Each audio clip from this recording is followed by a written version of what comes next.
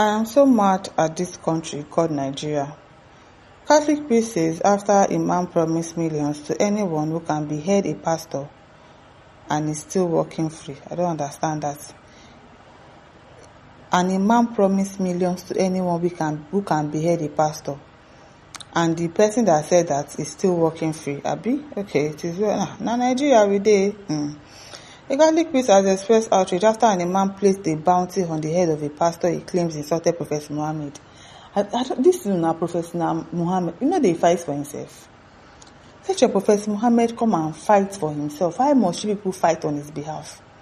And then you be saying you will behead somebody. Is that what your Muhammad is teaching you people? To why people just for nothing, just for mere things that does not even make any sense. They insulted Prophet Muhammad. Then Prophet Muhammad should come and fight for himself. If he cannot stand up and fight for himself, then why are you fighting on his behalf? Why? Why? The Imam initially placed a 1 million naira bounty, but later increased it to 2 million naira. Can you imagine? And of course, he's still before uncle. Of course, he will work freely now. No be Nigeria with it. And went ahead to boast about being free after making the threat on a pastor's life. Reacting, a Catholic priest named Father Kelvin Ugu pointed out that a student named Deborah was spied by her classmates for alleged blasphemy, and scores of lawyers turned up to defend the suspect. He added that an Imam has now made a threat to life over alleged blasphemy and is still working free. Now, so welcome to Nigeria.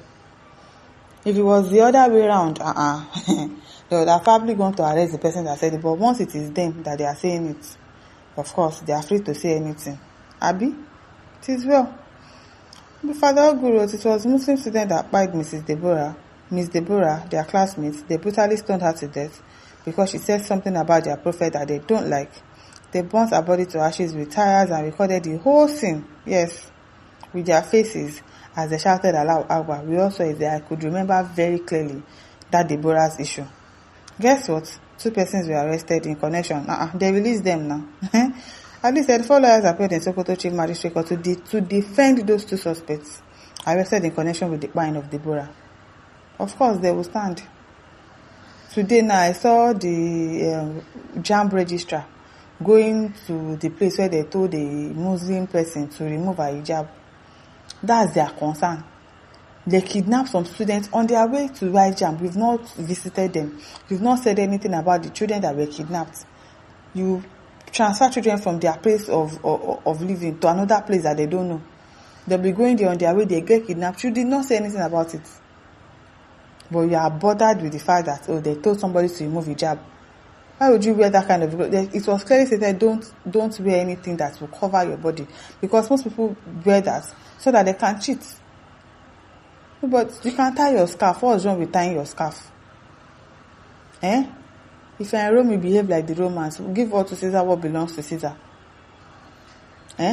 Imagine probably somebody from the Catholic Church, a nun, wants to come and write exam and is now wearing that their robe. Will they allow it? But no, that's what they are bothered about. Anything that concerns, if it is the other way around, it is a problem. But once it is them, 34 Nigerian lawyers came to defend 2 people that were arrested in that Deborah's case. The case on Deborah has been forgotten. Those arrested were released. Of course, as I speak, they are working free. Make this make sense. It's Nigeria. Then look at the recent news. A Muslim Imam publicly places a 1 million naira bounty on the head of a pastor, and the Imam is still working freely after several days. I'm not going to do anything to him. And God forbid that pastor, in fact, he should be hiding his head right now, because there are people, those people, hey God, I don't know where they came from. I don't know the kind of mentality they have. They can go and look for that man and do something to him, and nothing will really happen. Not so. You better go and hide his head. Cut off his head and I'll pay you 1 million naira. You can imagine. That is what your Muhammad, religion of peace, is telling you to do to somebody else. If your Muhammad feels like they are blaspheming his name, let him come and defend himself. Don't fight on his behalf. Did he send you people message? Those were his words. Now he has come out publicly again to boast and double the bounty and dare anyone to arrest him. They know what they are saying. They know the president, they can't do anything.